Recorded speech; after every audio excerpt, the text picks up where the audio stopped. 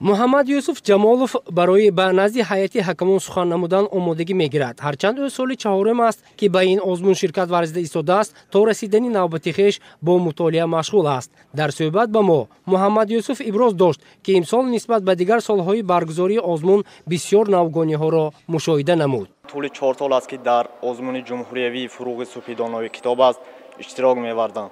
سال یکم جای افتخاری، سال دوم جای سوم، سال سوم جای دوم و سال چهارم است که جای اول را در سطح ناحیه اشغال کردم و در اشتراکچی آزمون در سطح ولایت میباشم. از روی نامیناسی ادبیات معاصر تاجیک زیاده از 200 غزل، 1500 بیت داستان، 50 اثر بدیعی، 400 بیت رباعی، 400 بیت دو بیتی و دیگر نوع‌های شعری را از بر نمودم. با طریق نواربرداری استفاده کار استادم. پدر و مادران در سالهای بیش گذشته در سطح ولایت نمیدیدن با طریق نوار. امسال باشد با آنها تلویزیون مهیا کرده است که از دیگر سیمخانه ها ما رو تماشا کرده استادند و ما با کدام درجه برآمد کرده استاده خود را به آنها نشان میدهیم.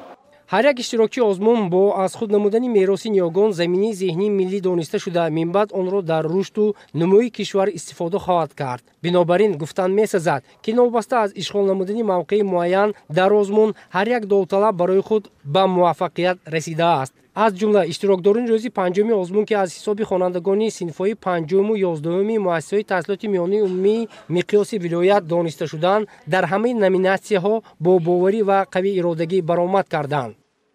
ما خوانندگان در چنین آزمون‌ها شرکت ورزیده کوشش می‌کنیم که تاجیکستان عزیزمان را در عرصه بین‌المللی معرفی نماییم.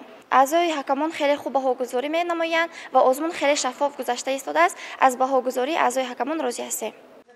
مسئولین برگزاری آزمون جمهوری فروغ صبحی دانایی کتاب است ابراز داشتند که در این روزهای برگزاری دور سوم آزمون 90% اشتراکداران بین خود مهارت سنجی نمودند.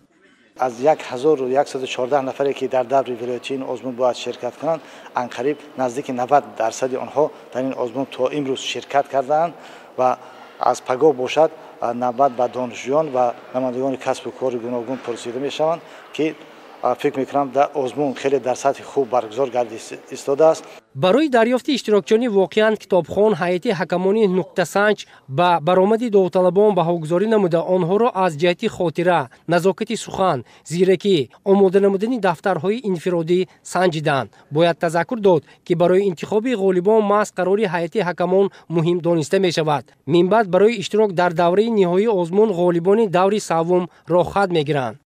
اشتراک داوطلبان باشد خیلی ما را به وجد آورد، چرا که واقعا هم از چهره‌های گرم و قلب سرشار از محبت به علم و دانش اشتراکچیان تمام قشرها ما را وادار بر آن می‌سازد که هرچی بیشتر کوشش نماییم، زحمت کشیم و موشکافانه معین نماییم که بهترین است و واقعا هم هر یک داوطلبی که ما میبینیم و به نزد ما آمده از دانش خود سخن میکنند معین کردن خیلی دشوار است، چرا که اکثر با تیاری و آمادگی خیلی جدی آمدند. برای برگزاری دور سوم آزمون جمهوری فروغ صبحی دانایی کتاب است تشکیل نمودن تالارهای مجهز با مانیتورها نوگانی دانسته می شود. امسال با ابتکار مقامات اجرایی حاکم دولت ولایت سوخت دوره سوم آزمون مذکور در کتابخانه عمومی ولایت تاشقرغ اسیری برگزار گشته ایستاده است. بهر نظارت شفافی برآمد داوطلبان برای آموزگاران و والدان تالار علاهیده مجهز با تکنیکا از جمله مانیتور آماده شده است. آنها هر لحظه اشتراک داوطلبان را نظارت برده می توانند. امسال آزمون در شرایط بلند تشکیل کرده شده است، چون که امسال تمام پدر و مادران استادان به تالار علاهیده راه یافتند و با واسطه آینه نیلگون طرز برآمد فرزند و شاگردان را می‌بینند. آزمون به سطح بی‌نهایت عالی گذشته ایستاده است.